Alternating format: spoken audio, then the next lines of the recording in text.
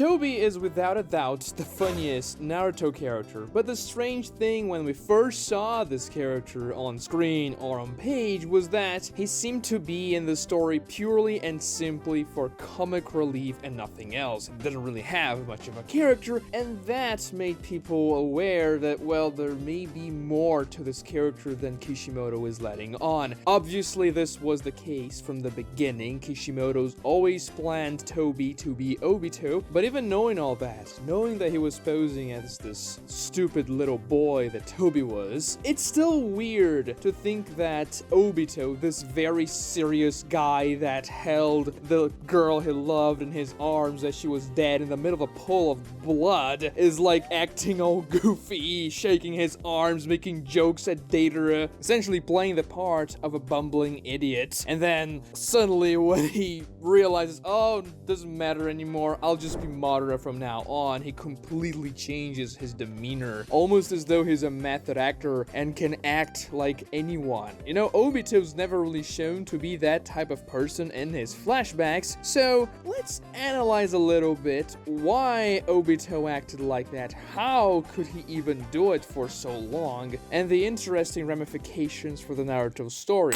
Right off the bat, when Tobi is introduced, he shares a scene with Zetsu, the only character at the moment in the story that knows the truth behind Tobi, and Zetsu's playing coy for the audience so that he doesn't give anything away, and also says, oh, Tobi's a good boy. Black Zetsu and White Zetsu are kind of discussing Tobi, and because he's trying to find Deidara's ring and arms, and Deidara chokes him with his legs. Very funny stuff. The thing people kind of overlook in the Naruto universe is that in the manga, you know, the original version of the story, Obito's backstory and flashback came before Tobi's introduction. It wasn't like in the anime where the flashback was midway through Naruto Shippuden. The flashback in the manga was between parts 1 and 2, during the time skip essentially. Not chronologically, of course, but as the series was releasing its chapters, that's where part of the flashback was introduced. So the audience already had some food for thought. You know, Obito, this guy that was crushed by a rock, gave one of his eyes to Kakashi. Now there's the guy with the hair very similar to his, and one of his eyes, you know, there's a hole in the mask. We didn't see the Sharingan up until the reveal of Tobi is actually quote-unquote Madara Uchiha. But the interesting thing about him is that he never really breaks character as far as we can see. Now, sure, he doesn't have a lot of screen time as Goofy Tobi in the series, but every time he's on screen, we never see a slip-up or maybe something foreshadowing there may be something darker as he does something weird or says something strange. No, he's always a goofball, and that's obviously by design. Even in the anime, when he is thinking, he thinks with a goofy voice that Obito uses, and that's usually what you try to avoid. Of course, this issue doesn't exist in the manga because you just read the page, but inner monologues are something that's way more difficult to quote-unquote fake whenever you're trying to hide something in the story, because why would the character himself think with somebody else's voice unless he has some really strange mental issues, or he's just a really dedicated method actor, so much so that he is thinking with the voice of the character he's portraying, this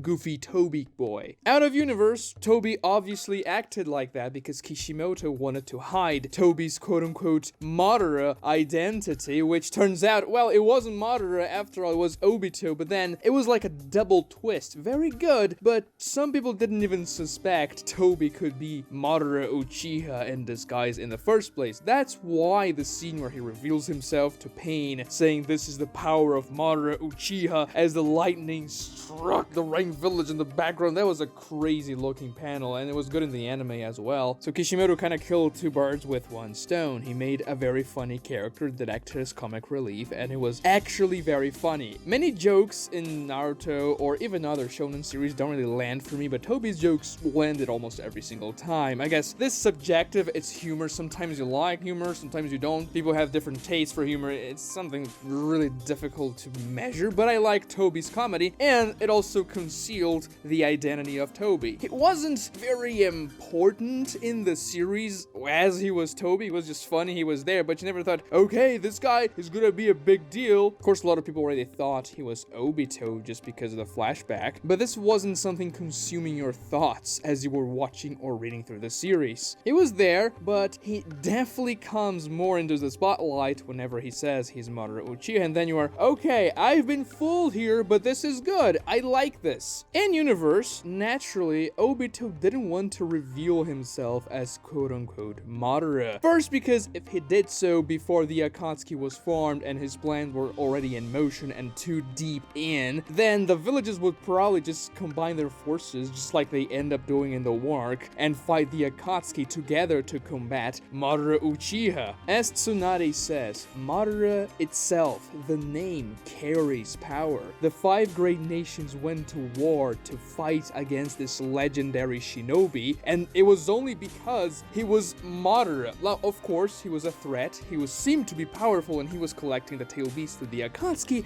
but this was the reason why. The alliance wasn't really going to form before Obito showed up and declared war. They were bickering a lot. They weren't sure what to do. Tsuchikage was pretty much, I'm just gonna kill the 9 and the 8 tails and we're gonna be done with it. Like, they're not gonna have them and I don't care. But then, yeah, Madara comes back. Onoki himself realizes, yeah, I should probably do something about this. This Madara guy, I saw him in the past. He was pretty strong. I am going to join forces, and of course the alliance forms. But Obito was trying to hide this fact from them for as long as he could. He was acting behind the scenes, puppeting the Akatsuki, controlling Nagato's every decision, ever since Madara, the real one, died and gave Obito the mantle of Madara. He went to Nagato, the man Madara had implanted his Rinnegan, and started to sweet-talk him. Hey, maybe you should do this with your organization. Perhaps you should try to collect the tail beast. This world is a messed up place, isn't it? And you have the power to change it. All that while still making Nagato believe he has control over the Akatsuki and the people he collects. In the end of the day, Tobi/Obito was actually ordering them around the entire time. It's Obito that tells Nagato to go to the Leaf Village and capture the 9 tails. Now, I'm not saying Obito micromanaged everything the Akatsuki did in the entire series, like every single mission. Maybe Itachi and Kisame dropped by the Leaf Village in part 1 on Itachi's volition because Itachi wanted to say, hey Danzo, I'm here, don't forget about me. I'm still protecting Sasuke. But of course, Obito was planning everything ahead and just kind of using Nagato completely. Obviously, the final plan was for Zetsu to attach himself to Nagato and use the Rinne Tensei so Madara could return for real. And then again, Naruto didn't really agree to that plan, not that he knew this was a plan in the first place. Nagato used the Rinne Tensei to revive the Leaf citizens and shinobis he killed, and that was one of the big mess-ups in Obito's plan, and also Madara's, to be fair, because that was Madara's idea to make Nagato revive him and eventually he could return, but no, he revived the Leaf Village instead, which worked out well for Obito because then he collected the Rinnegan and didn't even revive Madara up until Zetsu forced him to, so I guess he got a good deal out of it. But before that, before the Akatsuki was powerful, and after Obito failed to attack the Leaf Village and collect the 9 tails on the day Naruto was born, he couldn't reveal his presence, otherwise he would be very vulnerable. And yes, Nagato knew all along, as well as Konan, that Obito was quote-unquote Madara Uchiha and not this goofball. In his mind, Madara acted as more of an advisor to the Akatsuki than the de facto leader, but in the end of the day, Obito was calling the shots. And in order for Obito himself not to catch the attention of people around him, especially members of the Akatsuki, he disguised himself as this goofy kid who didn't really know better and that wasn't really respected by anyone. I mean, Kisame seemed to like Tobi, he thought he was funny, but the rest of the Akatsuki, they were like, whatever. Deidara was never really fond of Tobi. I mean, they kind of develop a friendship, I suppose, but Nagato himself, or maybe Pain in this case, when Obito/Tobi quote-unquote dies to Deidara's C0 explosion, he says, oh, Tobi wasn't very valuable to our organization. I'm going to mourn Deidara. Of course, this was him playing coy because he knew Tobito was alive and well, and that he was actually Madara Madara Uchiha, much more powerful than this Tobi kid. And soon after that, the audience gets the reveal that Tobi is Madara. But this was not the only persona Obito adopted during his time after the crushing of the rock. No, he also became the 4th Mizukage for a while. Of course, he just possessed the 4th Mizukage, but he was,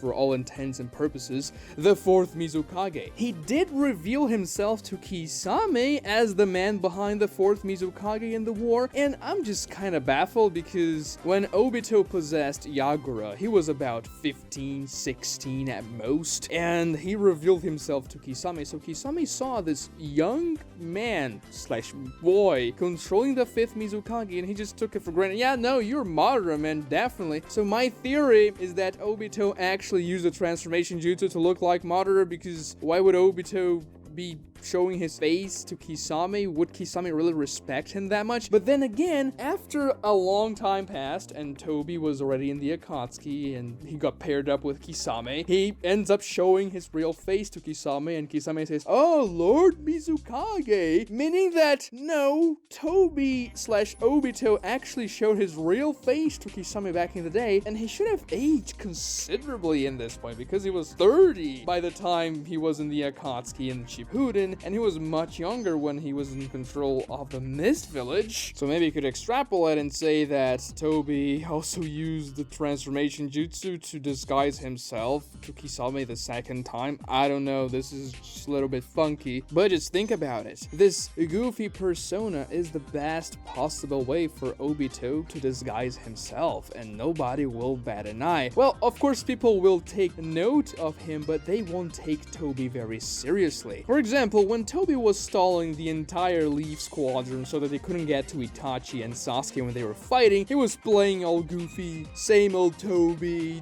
dodging attacks and say, "Oh, whoopsie, you almost got me there." I kind of sound like Mickey Mouse, don't I? Anyway, and then, after the fight between Sasuke and Itachi is over, Zetsu shows up and says, "Oh, actually Sasuke won." And Tobi's like, "What? No way!" And then he changes his demeanor, and in the anime the voice also changes, and he says, "No, it was just as I expected." With a Madara voice, which is a pretty iconic reveal. Not as iconic as the first one because us, the audience, already knew he was quote-unquote Madara, but it's shocking for the Leaf ninjas there, especially Kakashi and Naruto, and they see Tobi's Sharingan as well, and they, whoa, this guy is a bigger deal than we were expecting. And that was the last time we got to see Tobi, because after he reveals himself as, well, more than just a goofball to the Leaf Village, there's no point, portraying that persona anymore. Not for the characters in universe, and not for the audience as well, because we'll just be like, well, why is he acting like that if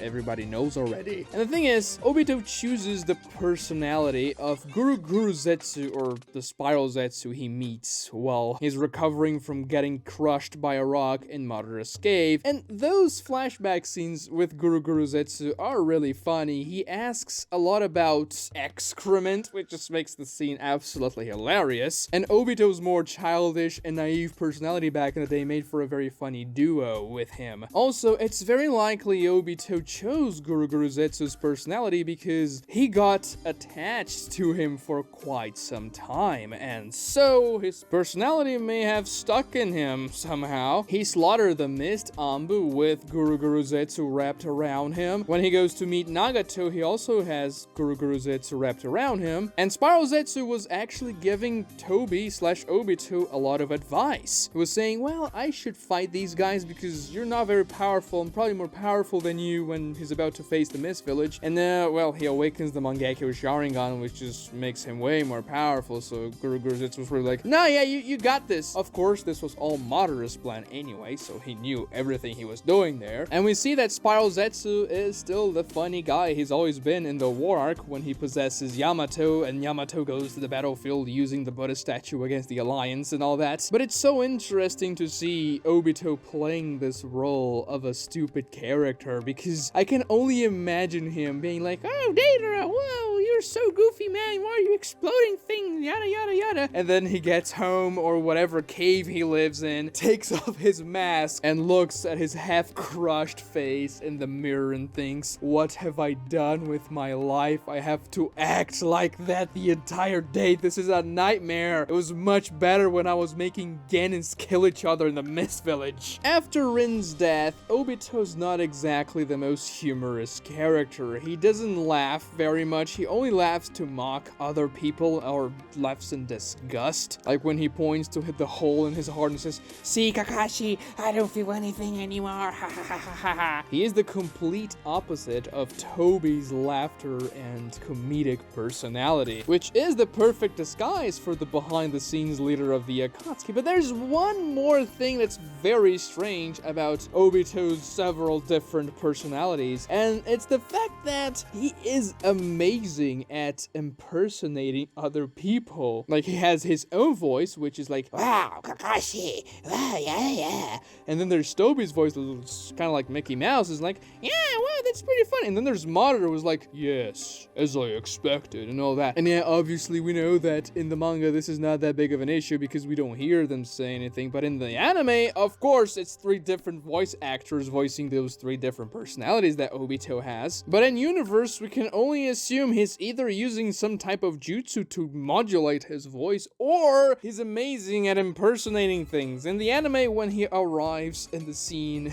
with Nagato there in the flashback, he's like talking to Zetsu and saying things in his normal kid's Obito voice. And then when he arrives in Nagato's cave, he says, "I am Madara Uchiha," with Madara's voice, which is pretty crazy. Now, in the anime, you can notice a slight difference that the voice actor does when he's portraying Madara as Tobi and when he's portraying the real deal Madara. The real Madara has more gravitas to his voice, and it's a slightly lower pitch. And I'm talking about the sub, by the way. I don't care at all about the dub Naruto anime. As a matter of fact, if you watched Naruto dub, you did it wrong. Go watch it again, sub this time. Do it properly. And I know the standard arguments now saying, "No, bro, actually, dub Madara's voice is so fire, it's so much better than the sub." And no, dub Madara is actually pretty damn bad, but you're not ready for this conversation yet. Regardless, Tobi can change his voice almost at will. Whenever he loses his mask, Obito begins to talk like his normal voice, and he was talking just like Madara previously.